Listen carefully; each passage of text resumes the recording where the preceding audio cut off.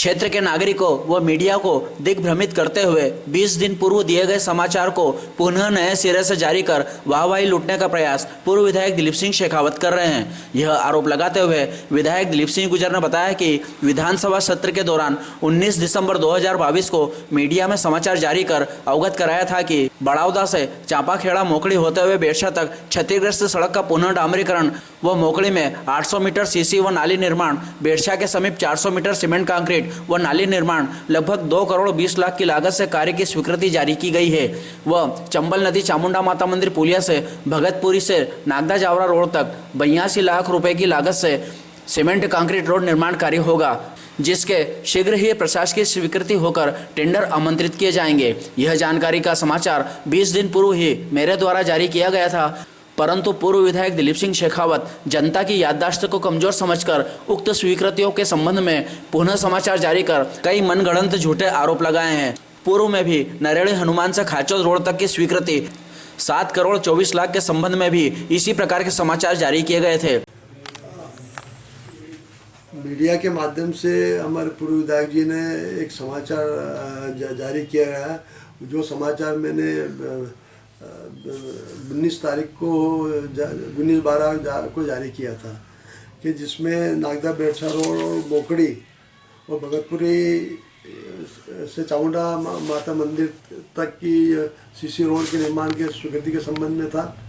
मेरे द्वारा उस समय विधानसभा चल रही थी, उस समय भोपाल से ही इसको जारी किया था, परंतु पुनः कल समाचारों में देखा। मेरा सभी मीडिया मित्रों से अनुरोध है कि एक ही समाचार को बार बार प्रकाशित करके जनता को दिग्भ्रमित करने का प्रयास किया जाता है और ये बताने का प्रयास किया जाता है कि जितने भी कार्य हो वो सब मैं कर रहा हूँ। ठीक है भैया, तुम कर लो, परंतु उन कार्यों को भी पहले आप जो काम करने वाले उसको पहले बता दो, ये काम मैं करने जा रहा हूँ, तो मैं दूसरे काम में दूसरा काम कर लूँ जिससे कि वो क्षेत्र में और ज़्यादा विकास कार्य हो। हम जिन कामों के लिए लगातार प्रयास करते रहते हैं, अभी हमारे मीडिया मित्रों को भी उन्होंने ये कहा कि विधानसभा में ध्यान आकर्षण शून्यकाल और ये लगाने से कुछ नहीं होता, परंतु उनके जो पुराने वर्षन देखें वो तो उसमें खुद भी कई बार उनमें वर्षन देते हुए विधानसभा में इस बात को मैं उठाऊंगा। यदि विधानसभा में कुछ नहीं होता तो विधायक बनने के लिए इतने लालच क्यों हो रहे हैं? लोगों को डरा धमका क्यों हो रहा है कि वो कोई दावेदारी नहीं करे? तो विधानसभा में यदि कुछ उठाने से कुछ नहीं होता तो विधायक बनने के इतने लालच क्यों हैं? तो निश्चित रूप से मीडिया को, क्षेत्र की जनता को भी समझना होगा कि किस प्रकार से जनता को जरूरत है। इसका एक प्रत्यक्ष उदाहरण ये रोड में 20 तारीख को जारी की थी मैंने, और आज पुनः देख रहा हूँ तो वापस वो उसी को, और उसमें साथ साथ के आरोप भी लगा रहे कि उनको कोई जानकारी नहीं कि मेरे विधानसभा क्षेत्र की हर योजनाओं की मंत्री जी को, मुख्यमंत्री जी को और विधानसभा के माध्यम से लगातार समस्या उठाता रहता हूँ, चाहे उद्योग की समस्या हो चाहे अन्य समस्या हो। और वो कहते हैं कि शून्यकाल लगाने से कुछ नहीं होता है। मैंने इनके खास मित्र हिंदू संरक्षक कौन सी समिति है, उनके संरक्षक देश मार्केटिंग के समय में नगर पालिका में सप्लाई के आदेश वो करा था, उसके लिए मैंने शून्यकाल में ये मामला लगाया था। उसके आधार पर ही इनके खास जो नगर पालिका में चाहे एनएम सप्लाई का मामला हो, चाहे झाड़ू सप्लाई का मामला हो, चाहे इलेक्ट्रिक सप्लाई का मामला हो, हर सप्लाई इनके खास वही करते हैं और बिना नियम प्रक्रिया के करते आए और खूब भ्रष्टाचार चलता है। नगर पालिका में सबसे एक ही ठेकेदार है जो सब काम करने में सक्षम है। वो सेव भी बना लेता है, वो अब एलएम भी बना लेते हैं, सब झाड़ू भी सप्लाई कर देता है, गिट्टी इलेक्ट्रिक सामान सब को सप्लाई कर लेता है। तो मेरा पूर्व विधायक जी से अनुरोध है कि विधानसभा की अपनी मर्यादा रहती है, तो विधानसभा के बारे में दुष्प्रचार नहीं करें और खुद भी लगातार बोलते रहे कि मैं कई मामले विधानसभा में उठाऊंगा। तो मेरा अनुरोध यही है कि जनता को दिग्भ्रमित नहीं करें। आपने अपने कार्यकाल में काम कराया हुआ है। बार बार सुरेल संधा रोड की बात करते हैं, तो मेरा अभी हमने कई रोड है हमारे अभी निर्माण कार्य हुआ, वो उनके चहेते ठेकेदार है जो बड़े गांव सुरेश संदला के, जब इनके इशारे पे ही वो सब कुछ चलता है। और हमने तो अभी उसके बाद में नागदा से बेकमपुर से खाचो रोड, और बड़ा चिरोला से संडावदा प्रधानमंत्री रोड, और आपका कंचन खेड़ी से गोटड़ा माता बड़ौदा तक की सीमेंट का रोड का निर्माण कार्य समय अवधि में पूर्ण हो चुका है। परंतु जो भारतीय जनता पार्टी से जुड़े हुए ठेकेदार हैं उनको आप प्रेशराइज करते हैं कि निर्माण कार्य नहीं हो, जिससे कि हमारी छवि खराब करने का प्रयास करें। नागदा खाचो रोड का भी निर्माण कार्य जो चलता है उसमें 1-2 किलोमीटर चलने के बाद बंद हो जाता है। उसका क्या कारण है कि ये ठेकेदार 14 किलोमीटर की रोड नहीं बना पा रहा है, जबकि अन्य ठेकेदारों ने तत्काल रोडें बना के दी। इसी प्रकार से हमारे फन्ना खेड़ी से ये चापानेर तक की रोड भी तत्काल बन गई। तो जहाँ अच्छे ठेकेदार हैं तो वो तत्काल काम कर लेते हैं। जो राजनीति से जुड़े ठेकेदार हैं उनको ये कहा गया है कि आप चिंता मत करो, हम आपका कोई नुकसान नहीं होने देंगे, आप हमारी सरकार है, हम ये काम करें। परंतु हम भी चाहते हैं कि हमारे क्षेत्र में जो बार बार ठेकेदार नहीं बदले और उन्हीं ठेकेदार से काम हो, इसलिए हम थोड़ा उसको डिले हो। 2 साल कोरोना के हो चुके हैं, परंतु पूर्व विधायक जी पता नहीं उनको आजकल क्या हो गया है, शायद उनको दिमाग में प्रेशर अन्य दावेदार पैदा हो गए तो शायद प्रेशर उससे ज़्यादा हो, लगातार मीडिया में बने रहना चाहते हैं। तो मेरा क्षेत्र की जनता से अनुरोध है कि कथनी करने और साथ मीडिया से भी अनुरोध है, यदि वो कोई वक्तव्य दे, कोई समाचार जारी करे तो एक हमारा भी वक्तव्य वर्षन हमारा भी ले ले, जिससे कि हम आपको सच्चाई से अवगत करा दें और जो जनता के समझ एक सच्चाई जाए, जिससे कि मीडिया की विश्वसनीयता भी बने रहे। पूर्व विधायक जी का कहना है कि ये जो सड़कें हैं, सड़कों का जाल उनके द्वारा बिछाया जा रहा है। सही बात है, वो तो उनके पहले तो 13 के पहले तो इस क्षेत्र में बड़े बड़े गड्ढे थे, नालियाँ थी, कुछ भी नहीं था। उनके आने बाद ही सब कुछ, जिस प्रकार पूरे देश में मोदी जी आने बाद ही विकास कार्य हुए, इसी प्रकार मेरा पूर्व विधायक जी से एक अनुरोध है कि ये बताए कि आज़ादी के बाद सबसे ज़्यादा विधायक कौन सी पार्टी के रहे इस क्षेत्र में। 93 के बाद में इस क्षेत्र की दशा और दिशा बदली है।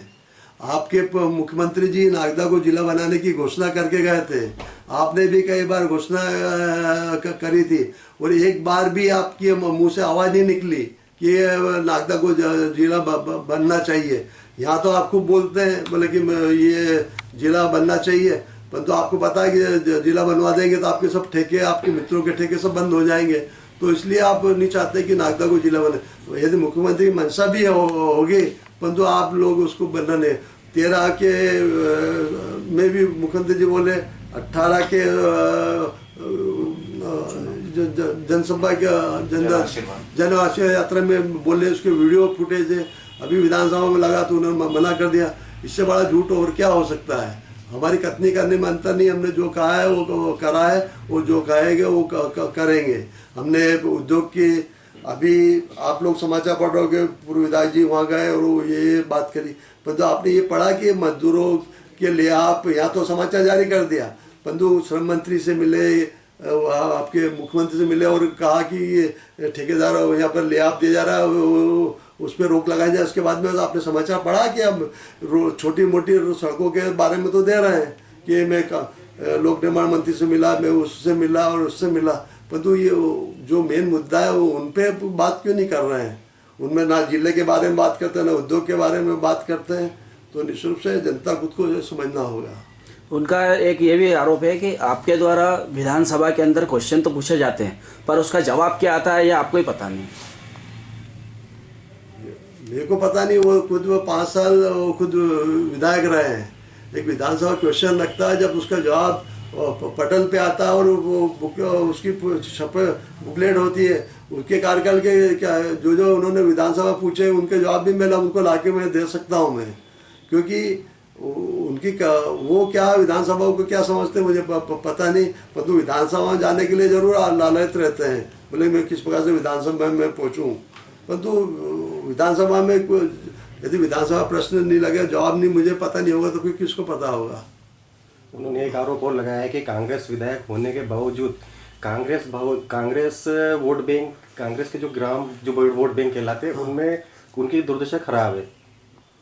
निश्चित रूप से जब 93 के पहले जब भारतीय जनता पार्टी के विधायक थे, आज़ादी के बाद से 93 तक भारतीय 85 को छोड़ दें तो भारतीय जनता पार्टी, जनसंघ, वो हिंदू महासभा के ही विधायक रहे इस क्षेत्र में। मैं 93 के बाद में कांग्रेस के विधायक के रूप में चुना। जब से ही ग्रामीण क्षेत्र में स्कूल है, बिल्डिंग है, आंगनबाड़ी केंद्र है, चाहे ग्रिडों की हो, चाहे सड़कों की हो, सब उसके बाद ही विकास कार्य हुए। पहले आप अन्य स्थानों पे कहाँ जाए, हमारे नागदा में देख लें, नागदा में कॉलेज की स्थापना हो, चाहे तहसील की बात हो। जिले के पहले तहसील का मुद्दे पे हमेशा भारतीय जनता पार्टी बात करती थी कि हम नागदा को तहसील बनाएंगे। तहसील भी कांग्रेस के कार्यकाल में बनी और मेरे कार्यकाल में भी एक कोर्ट आई, SDM कोर्ट है, रजिस्टर कार्यालय है और कई प्रकार की सौगातें इस नागदा को मिली है।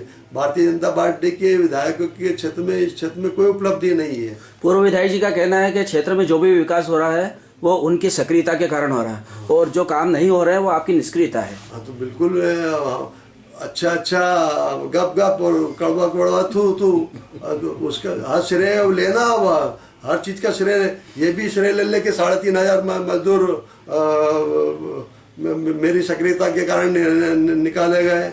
जितने भी ठेकेदार है, जो भारतीय जनता पार्टी के ग्रेसिम में जो और अन्य उद्योगों ठेके चल रहे, सब इनकी ट्रांसपोर्ट चल रहे, इनका सब कुछ चल रहा है, सब हमारी सक्रियता से इनको मिल रहा है। ये बात करें ना उसको। पूर्व विधायक का एक और गंभीर आरोप है कि जिस समाज का नाम लेके आप लगातार 20 वर्षों से चुनाव जीत रहे हैं, उस समाज का मंदिर फरनाजी के विकास के लिए आप कुछ भी काम नहीं करा। जैसे ही चुनाव नजदीक आए तो आपने फरनाजी मंदिर का राग अलापना चालू कर दिया। कितनी सत्यता है इसमें? जहाँ तक मैं जातिवाद पे विश्वास नहीं करता, मैं तो उस चाहे राजपूत समाज के हो, चाहे आजा वर्ग के हो, चाहे अन्य समाज, मेरे लिए तो चुनाव तक राजनीति रहती। चुनाव बाद हर समाज के व्यक्ति मेरे लिए पूजनीय होता। चाहे फन्ना खेड़ी की बात हो, चाहे बीकमपुर की बात हो, तो निश्चित रूप से आप पूर्व विधायक जी, आपको पता होगा कि मेरे 13 में करीब लाखों रुपए की राशि हमने करी। वो मोहन यादव जी पर्यटन थे, हम लोगों ने भूमि पूजन करा, चामुंडा माता मंदिर के लिए भी राशि स्वीकृत की। अभी भी हमने विधानसभा में 2.5 करोड़ की बीकमपुर मंदिर का है और इसके लिए भी जो प्रस्ताव है उसका विधानसभा में भी लगाया है। हमको आपके सर्टिफिकेट की जरूरत नहीं है कि आप हमको ये सर्टिफिकेट दो, हमको क्या करना है क्या नहीं करना है। हमारे आराध्य देव है, परंतु उसमें भी आप हर चीज़ में आप राजनीति करते हैं तो निश्चित रूप से आपकी मंशा कभी पूर्ण नहीं होगी। क्या बीकमपुर मंदिर हमारा आराध्य देव है, हमारे क्या जो देवनारायण जी को मानते हैं वो सबके आराध्य देव है, लोग देवता हैं वो तो। और उसमें विशेषकर आदिवासी लोग काफ़ी करीब राशि है। हमने प्रस्ताव पहले भी दे चुके हैं, परंतु कलेक्टर कमिश्नर से प्रस्ताव शासन को नहीं आया, इसलिए वो अन्य राशि स्वीकृत नहीं हुई। जो तकनीकी स्वीकृति भी पूर्व में कहीं प्राप्त हम करवा चुके हैं। हमको आपके सर्टिफिकेट की जरूरत नहीं है। हम और ना आपके बोलने से हमारे क्षेत्र अन्य लोग हमसे वो नाराज होंगे। आपके जो चट्टे बट्टे हैं वो वही लोग बोलते हैं और वही सब काम करते हैं। और एक बात और बोलना कि जो अभी जो आज जो समाचार छपे नई दुनिया में और पत्रिका में, वो समाचार में 20-12 को या तो मुझे सपना आ गया था, बोले कि पूर्व विधायक जी जाएंगे, वो ये स्वीकृति करा के लेकर आएंगे बड़ौदा और ये, और मैंने 20 तारीख को मेरा सपना आ गया और मैंने ये समाचार छपवा दिया। ये तो पूर्व विधायक जी बता पाएंगे। ये स्वीकृति होने के बाद वो मिले तो मतलब उस समय तक क्या स्वीकृति नहीं हो पाई थी क्या? उनको लगता, मुझे सपना आ गया था, बोले 20 तारीख के बाद ये सब स्वीकृति होने वाली, तो मुझे पहले आ गया तो मैंने पहले छपवा दिया, बिगड़ स्वीकृति वही छपवा दिया। और मैंने तो उस समय कि मीडिया वालों को भी वो समय ये जारी किया तो उस समय सबको, चाहे पत्रिका हो, नई दुनिया हो, चाहे भास्कर हो, भास्कर वालों ने तो छापा भी हमारा समाचार। अब ये या तो आज उनका समाचार झूठा है या पहले मैंने जो समाचार जारी किया वो झूठा है, दोनों से जनता खुद निर्णय कर ले कि कौन सच्चा कौन झूठा।